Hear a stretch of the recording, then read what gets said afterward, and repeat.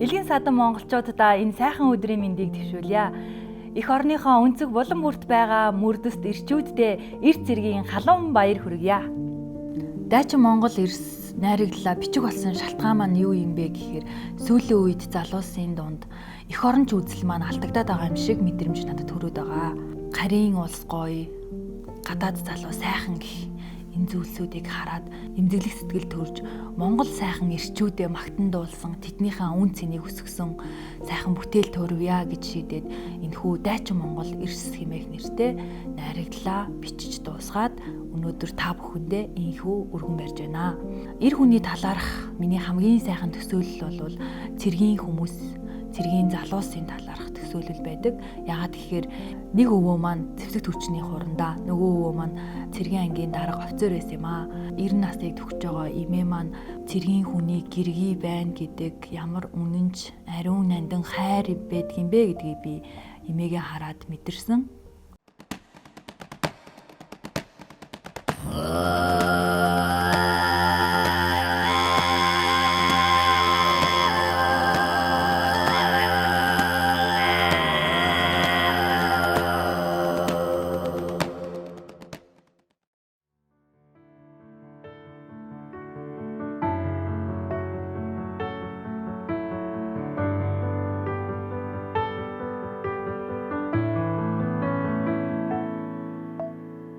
Музейн өдөрлгөө товлогдсон хаврын ихэнх сард мөрөөрөө явж байхдаа цэргийн хүнтэй таарлаа. Мөрдөс 5 хушуу алтан соёмтой хөрмөн Монгол цэргийн үзмэрлөө хөтлөх сэтэл төрүүллээ.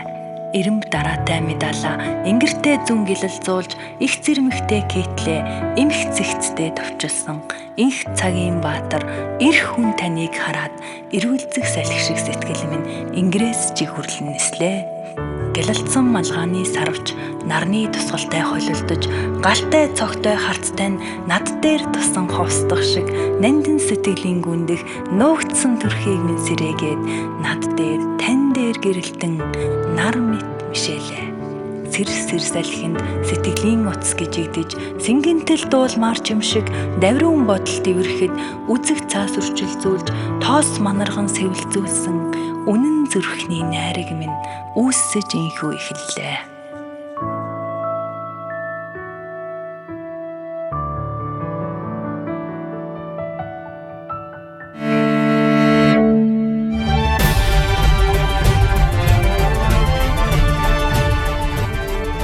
Морин төвөргөн Монголын сүр хүч хар сүлттэйгээ түчээлж модон шаны мөнхөлсөн газар шороогоо мөрттэйгээ үлдээсэн минэнцэн тал мэхих өндөр уулас мөрөн голоо дээдэлж миний Монголын хэвнэх дэрс хилээ чандлан босгосон.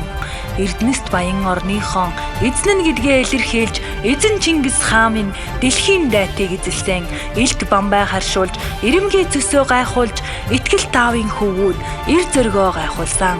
Манан бүрхсэн жилүүдийн малчин ардын зовнилд манжин дарлалд нухуулсан 200 жилийн бачимдалд мунан нудраг зангидсан халахын ширтэй хөвгүүдээс мулц чансан толгой шиг бутар задарч зүгтаасан. Гамин борон холилдож газар нутгийг минь талхалахад галтай ээжийн хөвгүүд гантай сэлмээр завчилдаад газрын гав руу ортол галыг нь усаар унтраагаад гамшигт он жилүүдийн түүхийг зүрхээрээ сэлсэн. Наран ургах тухтай, нарийн зурвал сахалтай, самураа нэг довтлоход нэгдмэл зантай, нэг л чиг зоригтой Монгол эрс насандаа мартахгүй айцыг нартай нь хамт нармайг нь нээж насыг нь тоолоод буцаасан. Иргэх түүхийн шаргал хуудсанд ир цэргүүд минь эхэлснээ дуусгаж, ялалтаа баттгаж, игнээгээ зузаатгаад ээжийн сургаал аавын захиасаа игнэгт санаж эх орны эрэлхэг хөвгүүд түүх талдраа дурсгасан. Төрийн сүр цэрэгтэй байдаг төгс шийдэлтэй төрхөөрөө дайчин зөстөө мэндэлдэг Монгол цэрэг эрс төгс төгөлдөр амжилт бүхнээ араасаа дагуулж төмөр илдээр дэлхийд алдраа цуурайтуулсаар Илхаадын үеэс өнөө хүртэл Ирак, Афган, Судан эр цэргээр минь бахархаж байна.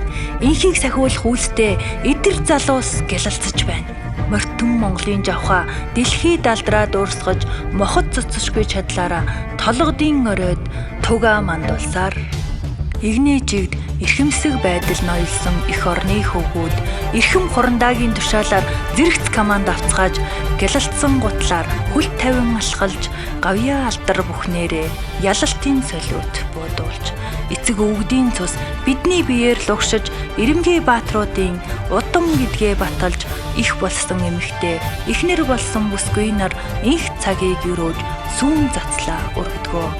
Цэрэг гэдэг зэрэг нэрнээс улбаатай цог галтай намирах сүрлэг далбаатай цээж дүүрэн итгэл сэтгэлээр жигүрлсэн цэгш шулуун алхаатай эрэлхэг дайчид билээ.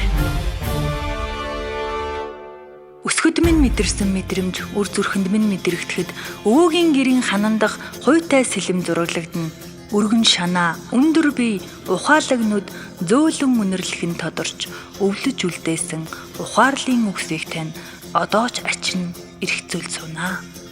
Бүдэрч унаад гингэнхэд минь сандарч өргөж босголгүй бос өр минь цэг зогс урагшаа алах гэж чиглэл өгөн балчир баг насанд минь хад суулгаж ухаан сэлүүлж багаасаа би цэргийн тангарахтай байлдагч болон өссөн. Хорвоод намайг төрүүлсэн хоёр эрдний минь аавууд хос таван хошуутай армийн офицерууд байсан. Хол ойрын ховонд толгоо мэдүүлж хөвлгүй холын бодлын замдаа холбирохгүй болтнаа охинчин. Дайн гэж юу юм бэ гэж бодлогогүй намайг асуухад даруулгагүй золиг гэж харцаараа намайг зэмлээд дархан хэл бурхан газарт минь санааргасан дайснуудыг давраахгүй тул эхлүүлдэг зүйлийг хэлдэг юм аа. Үчийн бүрий болж бүүгийн цаг эхлэхэд үлгэр биш үнэн түүхүүд сонсгож өсгөөд үндэс язгуураа баталж үхтэл тэмцэн баатар ирсийн уухай үнэн зүрхний чандад одоо ч цогсон хിവэрэ. Өндөр богд Чингисийн 9 өрлөг баатрууд мортоход өвлүүн хийн сүнд газар дэвтэн тэдний жинд дайвалзаж өргөн удам нутгийн 4 улирлаар хүчээ сэлбэж дархлагдсан өвч саа хуягтай өргөн ханхар цээжтэй Монгол баатрууд давшнаа. Атах шороо, ширхэг чулуу, алтан шаргал тал, алсад сөмбөрлөх хөх улс, алтан ургийн барилгатай амиа дэвсэн нутаг. Аав ээжээс эхлэлтэй ариун дагшин газар амар амгалангийн диважин амин хайртай их орон минь. Араб, Эмират, Сахарын цөл шууган хөөсрөх далайн давлгаа агар зандан ташуур атгсан агуу дайчдын хөлц хөрсөн.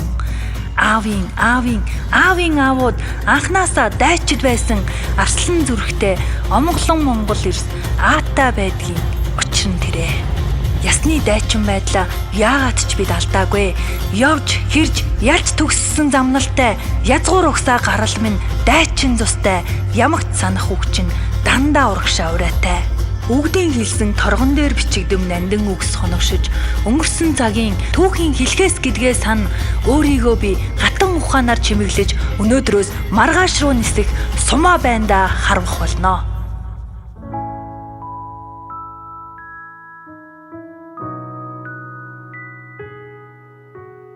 Ирэмгийн залуу насныхаа гоо дайланд ирдэж ихэмсэг явлаа. Игт чулуун галбраар гунхан найгаж эрдүү бардам явлаа. Эр хүнийг би төсөөлөхдөө тэнгэр шиг сэтгэж оддоос хайн эртний грекийн бурхад адил төсөөлж 13 тэгш аавын хүүг хайн амархан ялагддагтэн дургутаж бодлоосоо шидэн арслан чэжийг ирж айл зангаа эвдэж 10 намрыг 3-таа үдсэн ахайтан одоо болжээ. Дэрвсэн салхин дэрүүлзэх дайшинзны хормойг хөмс хийж дэргэд гэлэлцэх алмаазны мөн чанарыг танихдаа дэврэн хөөрөө насныхаа бүтшгүй мөрөөдөлтөө ялагдаж дэндүү томоогүй явсан янзган ашиндаа гомрохсон. Зөөлөн сэтгэлийн чандад бүдгэрхээ алтан төөрсөнж зүрх минь төргсөн зохилж би хүслийн ханхүүгээ олсон. Зүрч өнгөрөх болгондоо сэтгэл аяндаа гэгэлцэж зүн совиндоо михийн бие минь эргээд нялхарсан. Тэгш цэг алхаатай тэнхлүүн ирэлхэг баатар тэр минь төгс өөгүй тэнүүн ирэлхэг ханхүү тавхийн ёслон хүл тавин алхдаг сүрлэг ир хүн 5 хошууг илэлзуулж сүлдэндээ залбирсан цэрэг хүн. Бүсгүйн бүрэг аашиндаа ичингүүрэх би Монгол бүсгүй би чинийг намайг аав гэж хэлж чадахгүй бишүүрхэж битүүхэн шүүр салдаад бүхэл ертөнцөө шатаж бодлоо цэгцлэн чанга тэврээд би цэргийн хүний гэргий болно гэд өөртөө тангараг өргөсөн. Та ямар гайхам юм бэ? Цаанаа л нэг эрхэмсэг, тал нутаг шиг талбун сайхан төрхтэй, тал цөндөрлөх уулс шиг юутай сүрлэг харагдана вэ? Улсын тугийн намраан дор төрийн төлөөх ажилтай нь урсах гол мөрөн шиг тасрахгүй их бизээ, уянга төгөлдрийн хорвоод учрах тавиланда уйрах зүрхээ нэгтгэж уруул дээр минь өнсөх болов уу? Инхрийн амрагаас илүү их оронтой нь үнэтэй. Энхэн биеэс ч чухал инхийн үйлстэй нь хүчтэй. Төрийн хүү Түмний Баатар аюулын бамбай төгс төвлөдөр түмний итгэлд өргөс сарнаа. Инхийн цагт ирэх хүн та эрхэм төгс аав. Их орон дуутахад ирэмгий зоригт дайчин ир. Бүсгүй хайрыг ингэртээ үртлэн ихцлэн алхах бүтэн зүрхний хатан зоригт Тулаанч Баатар. Энэ биеэ төрдөө зориулж, игэл биеэ өргөж, инхийн төлөө амьдралаа өнгөрүүлэн сэтгэлээ дэвсэж их орон минь үеийн үедээ инхчин мандаж, инх цагт мөнх оршиж Монгол мандтугай.